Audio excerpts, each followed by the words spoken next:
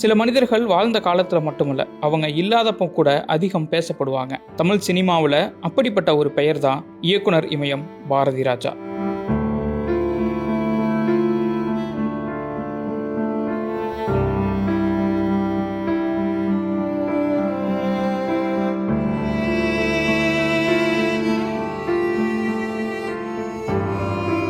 ஒரு காலத்தில் தமிழ் சினிமா பெரும்பாலும் செட்டு, மேடை, நகர வாழ்க்கையை சுற்றி தான் இருந்துச்சு.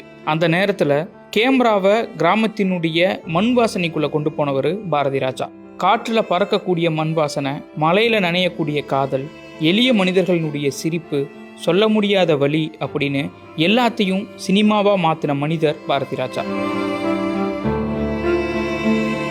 1941 தேனி மாவட்டம் அள்ளி நகரத்தில் சாதாரண விவசாய குடும்பத்தில் பிறந்த சின்னசாமி தொடக்கத்தில் சுகாதாரத்துறையில் வேலை செஞ்சார். அதுக்கப்புறம் சினிமா மேலே இருந்த அதீத காதலால் தமிழ் திரையுலகுக்குள்ளே நுழைஞ்ச பாரதி ராஜா 1977 16 வயதினிலே அப்படிங்கிற ஒரு புகழ்பெற்ற திரைப்படத்தை கொடுத்து இயக்குனர் வரிசையில் முன்னேறி சிகரமாக உயர்ந்தார்.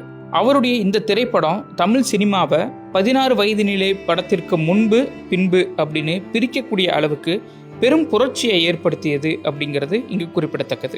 அவருடைய படங்களில் கதாநாயகிகள் வெறும் கதாபாத்திரங்களாக மட்டும் இல்லை, அவங்களுக்கான பெயர்களும் இன்றளவும் நிலைச்சு நிற்பதற்கு பாரதி ராஜா மிக முக்கியமான காரணம். முதல் மரியாதை படத்தில் நடித்த ஷாஷாவினுடைய பேரை ரஞ்சனி அப்படின்னு மாற்றினது, மண்வாசன படத்தில் நடித்த நடிகை ஆஷாவை ரேவதியாக அறிமுகப்படுத்தினது அப்படின்னு நிறைய புதிய நட்சத்திரங்களை இவர் திரைத்துறைக்கு கொடுத்துருக்கிறாரு. கிழக்கே போகும் ரயில் படத்தை இயக்குன பாரதி ராஜா நாயகியாக அறிமுகப்படுத்திய ராதிகாவுக்கும் இவர் தான் பெயர் சூட்டினாரு.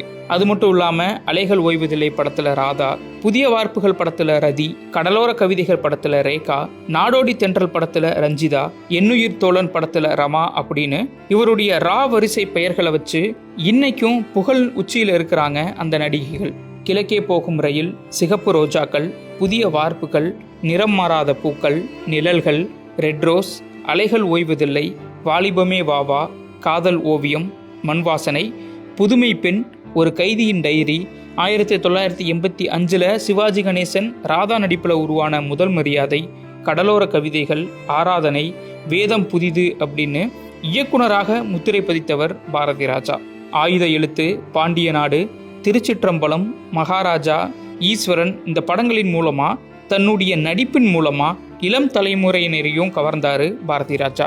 திரைப்படங்களில் மட்டும் இல்லாமல் காவிரி நதிநீர் பகிர்வு, இலங்கை தமிழர் உரிமை மீட்பு, அவர்களுடைய பாதுகாப்பு, மாநில உரிமைகள் அப்படின்னு வரக்கூடிய பல களப்போராட்டங்களையும் கலந்துக்கிட்டது தான் பாரதி ராஜாவினுடைய உண்மையான சமூக ஆர்வத்திற்கான எடுத்துக்காட்டு. பல நடிகர்கள், பல நடிகைகள், பல தொழில்நுட்ப கலைஞர்கள் அவர்களுடைய வாழ்க்கையில் ஒரு கதவு திறந்திருந்தது அப்படின்னா அதனுடைய மறுபக்கத்தில் பாரதி ராஜா கட்டாயம் இருப்பார். மக்கள் இழந்திருப்பது பாரதி ராஜா அப்படிங்கிற ஒரு தனிப்பட்ட நபரா அல்ல, தமிழ் சினிமாவுக்கு மண்ணினுடைய வாசனையை கற்றுக் கொடுத்த ஒரு மனிதரை, நட்சத்திரங்களை உருவாக்கிய ஒரு இயக்குனரை, கிராமத்தை இந்த உலகத்துக்கு காட்டிய ஒரு கலைஞரை, ஒரு தலைமுறை சினிமாவையே பார்க்கக்கூடிய பார்வையை மாற்றிய ஒரு படைப்பாளியை. பாரதி ராஜாவினுடைய படங்கள் காலம் முழுக்க பேசும், அவருடைய கதாபாத்திரங்கள் என்றைக்கும் உயிர் வாழும். பாரதி ராஜாவினுடைய பெயர் தமிழ் சினிமா இருக்கும் வரை கட்டாயம் இருக்கும்.